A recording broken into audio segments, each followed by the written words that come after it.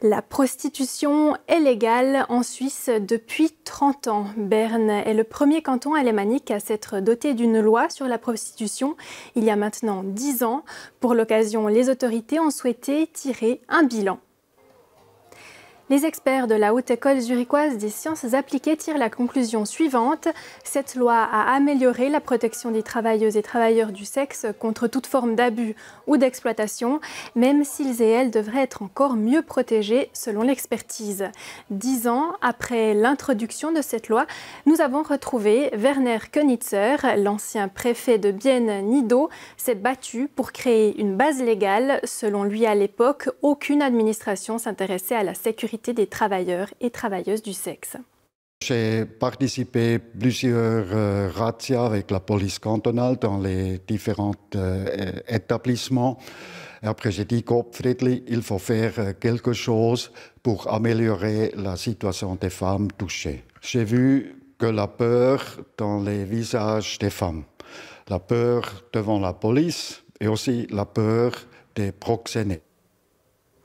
Une peur qui n'a pas diminué pour tout le monde. C'est ce qu'assure Xenia, le centre spécialisé qui vient en aide aux travailleurs et travailleuses du sexe dans le canton de Berne, canton où travaillent entre 1200 et 1800 prostituées, principalement des femmes et des personnes étrangères. Leila Tevo avec les détails. La prostitution est légale en Suisse depuis 30 ans. Mais Berne a été en 2013 le premier canton en Suisse alémanique à se doter d'une loi pour les TDS, les travailleurs et travailleuses du sexe. Une base légale qui ne convainc pas Xenia. La loi n'a pas vraiment amélioré la situation pour les TDS. Elle a plutôt compliqué la situation parce que c'est difficile à comprendre ce qu'il faut faire pour travailler dans un cadre légal et ça a donné des nouvelles dépendances. Grâce à Xenia, nous avons rencontré une travailleuse du sexe venue de Thaïlande. Elle exerce cette activité à Bienne depuis 2010. Elle a souhaité rester anonyme pour préserver sa famille.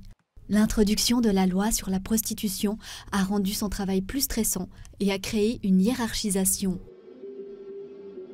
Comme j'étais la locataire de l'appartement dans lequel je travaillais avec plusieurs autres filles, j'ai dû, pour respecter la nouvelle loi, demander une autorisation d'exercer. Mais ce n'est pas tout. J'ai également dû commencer à tenir un registre, ce qui fait de moi la chef. Un rôle que je ne voulais pas endosser, avec plus de responsabilités.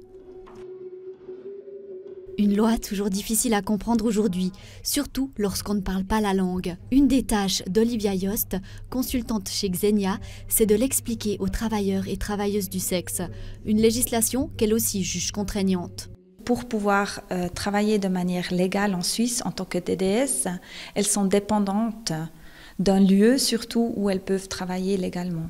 La nouvelle réglementation fait que ce lieu-là est plus difficile à trouver et augmente naturellement les charges pour les TDS. Près de 10 ans après sa mise en œuvre, le canton prend des mesures pour optimiser cette loi.